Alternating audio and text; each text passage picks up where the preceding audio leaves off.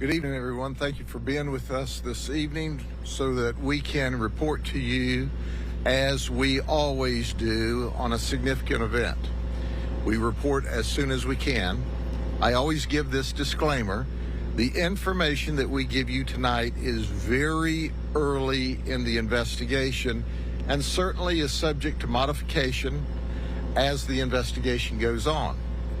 But if we waited until we gave you absolutely 100% totally accurate information, I would be talking to you in about 6 months whenever the medical examiner's report came back. But I want to introduce someone to you. This is Kente Gavin. He's 41. He spent over half of his life in the Florida prison system. And you might ask, my goodness, what did he do?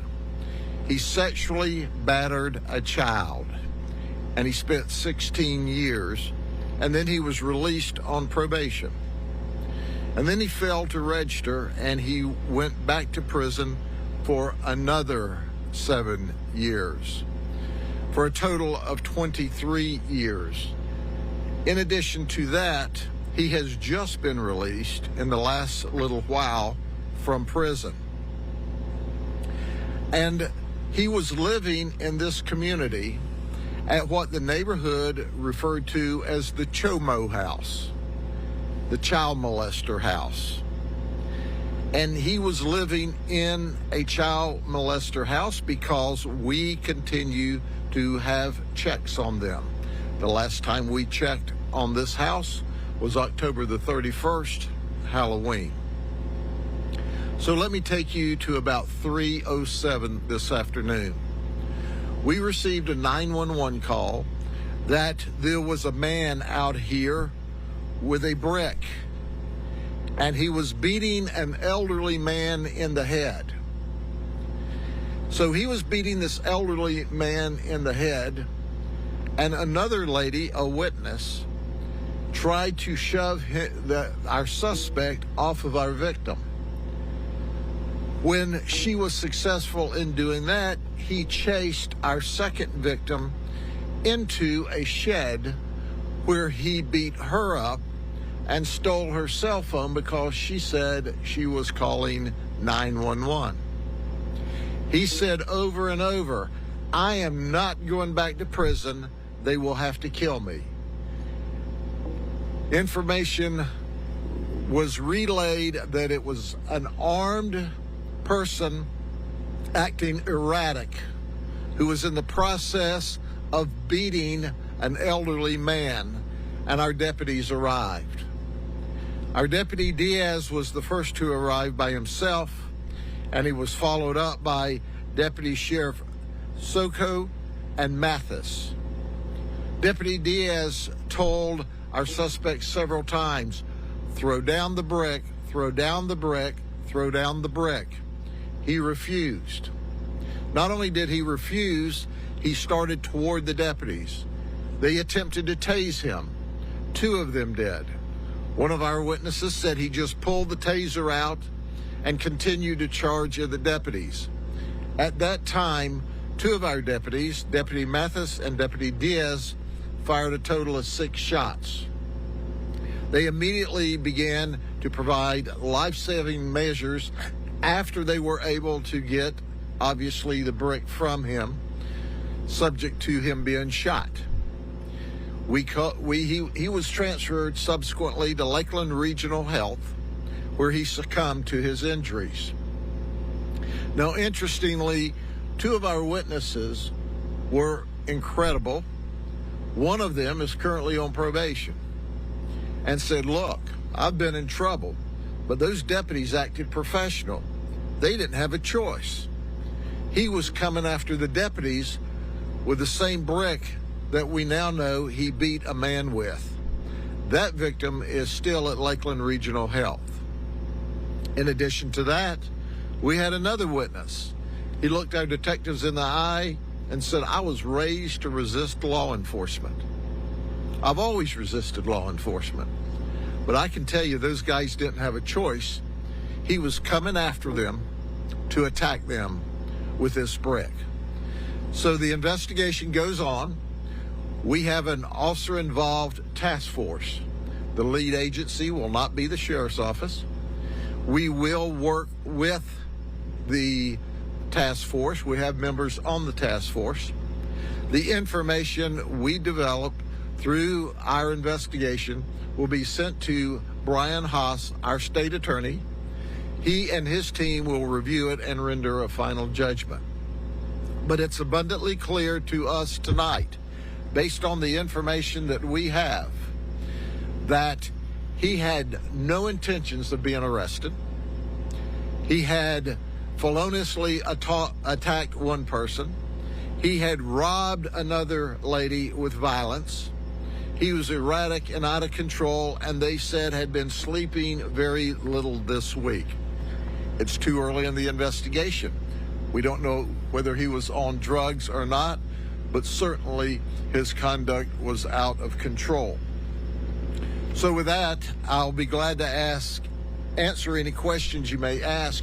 However, it's important to point out, I've pretty much told you what we know at this point in the investigation. Interestingly enough, we asked that very question. Why was he beating the man with a rock? Was there an argument? Was there a fight in advance? And they said no.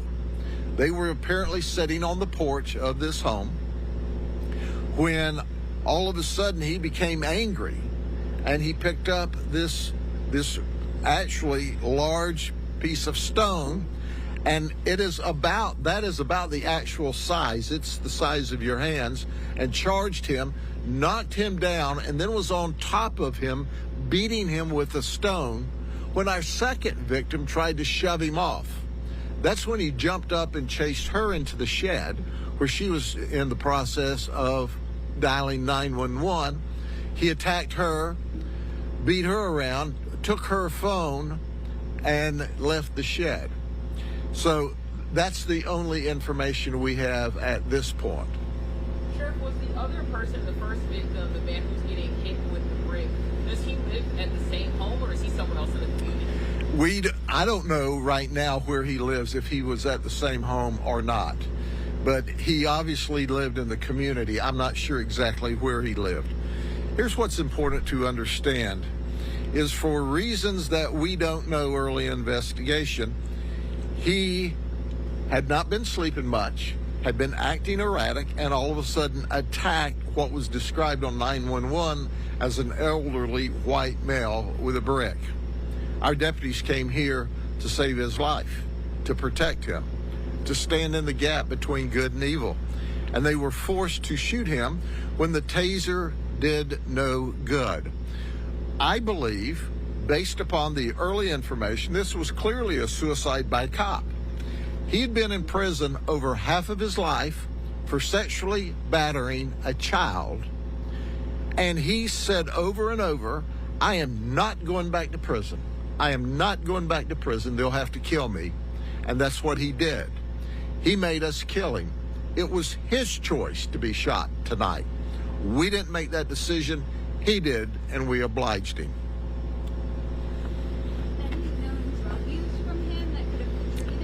Drug use will be part of the ongoing investigation. We're not sure. We know he was unemployed. He was getting federal assistance, SSI, and living in this group home for sexual predators and offenders. I mean, this guy is the worst of the worst. He is a sexual predator that abused a child, sexually battered a child. And he was on SSI and living, as the folks said in the neighborhood, in the Chomo house. Sheriff, did all of this kind of concentrate around that house and on the exterior of that house, or did it move to different parts of it? It happened in the street. The conflict, when we arrived, we saw him very erratic, very animated with his brick in the street. We told him over and over, throw down the brick, throw down the brick, throw down the brick, and he didn't.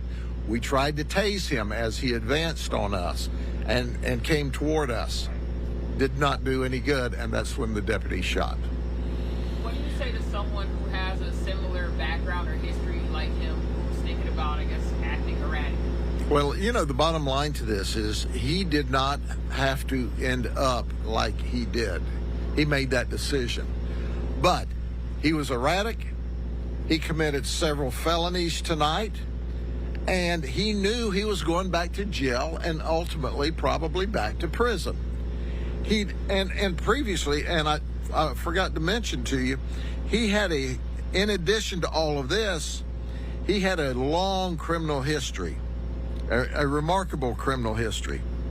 I think he had a total of 24 previous felony charges in addition to a sex charge. Everything from burglary, theft, arson, weapons charges, aggravated assault. This wasn't his first rodeo. This is a bad man. And he made one last bad mistake, and as a result of that, he chose the end. He chose the place, he chose the time, he chose the method. He's a bad man no more, and he made that decision. Okay, good night.